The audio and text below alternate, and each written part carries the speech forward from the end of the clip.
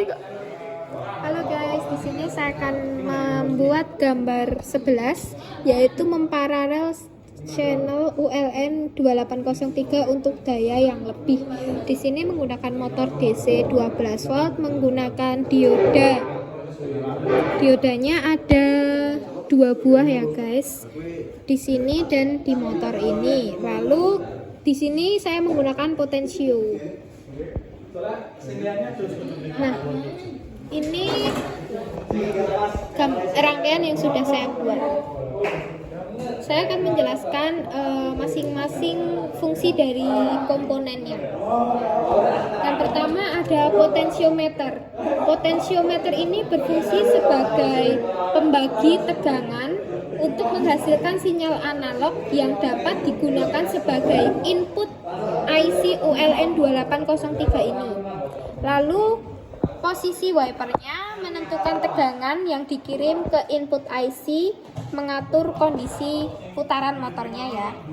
Lalu ada resistor 330 ohm ini digunakan sebagai melindungi input IC dari lonjakan arus.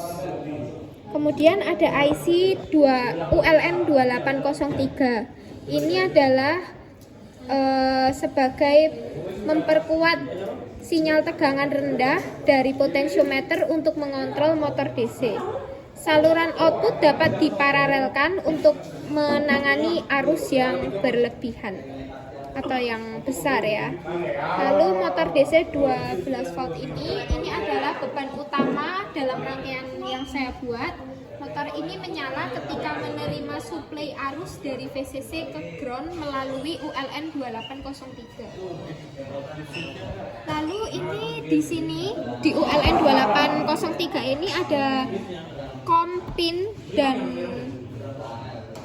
ground pin. Nah, ini COM pinnya ada di kaki 18 dan ground pinnya ada di kaki 9. Ini COM pinnya dihubungin dioda ke VCC.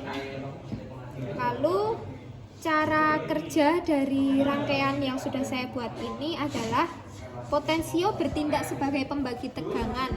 Posisi wipernya menentukan tegangan yang diberikan ke input IC ULN 2803.